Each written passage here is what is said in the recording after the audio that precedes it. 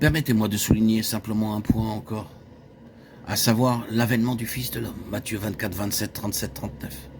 C'est ainsi qu'il exprima l'avènement du Fils de l'homme.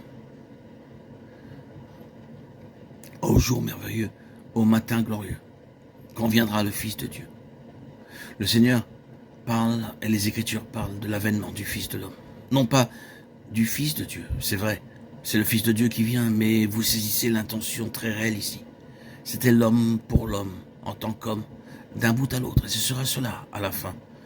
L'incarnation n'a aucune signification si ce n'est l'homme pour l'homme. La vie terrestre n'a aucun sens si ce n'est l'homme pour l'homme. La croix n'a aucun sens si ce n'est l'homme pour l'homme. Il en est de même de la résurrection, de l'ascension et de l'intronisation. C'est l'homme dans la gloire. Jésus, nous le voyons, Jésus, c'est son titre humain, couronné de gloire et d'honneur. Hébreux 2, 9. C'est l'homme pour l'homme dans le ciel. L'Église est la naissance d'un seul homme nouveau, par le Saint-Esprit envoyé du ciel, 1 Pierre 1, 12b. Et son retour, c'est l'homme pour l'homme, c'est l'homme amenant à la perfection toute cette chose en relation avec l'homme, et l'homme entrant dans son héritage en Christ. Toute cette chose merveilleuse est pour l'homme, pour vous et pour moi. Il vient comme le Fils de l'homme. Il y a d'immenses choses liées avec ce titre-là. Cela est le signe d'une relation avec la race humaine. Toute son œuvre en faveur de la race humaine et sa représentation de la race humaine dans le ciel. L'appel présent s'adresse aux hommes sur la base de tout cela.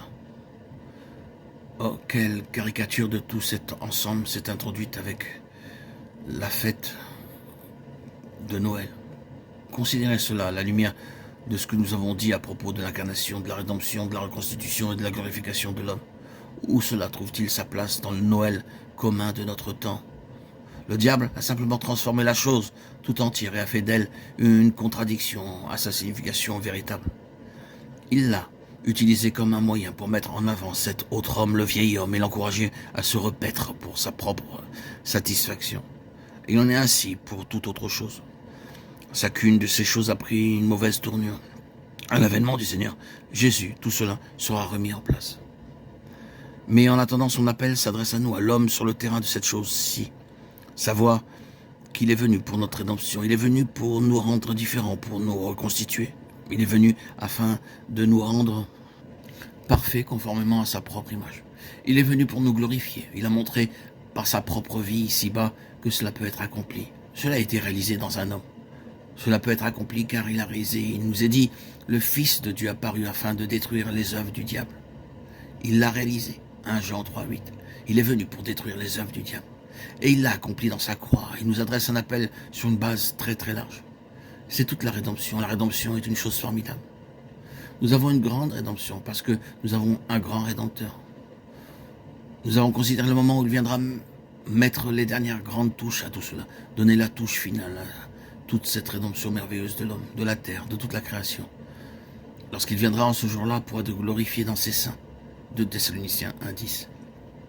Je crois que je n'exprime pas seulement ma pensée quand je dis qu'il semble qu'il y ait quelque chose dans l'air qui affirme que sa venue doit être proche.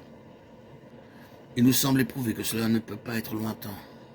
En tant qu'enfants du Seigneur, nous soupirons nous-mêmes, plus que jamais, et il y a un soupir croissant dans toute la création. Le travail d'enfantement dans cette création devient presque insupportable.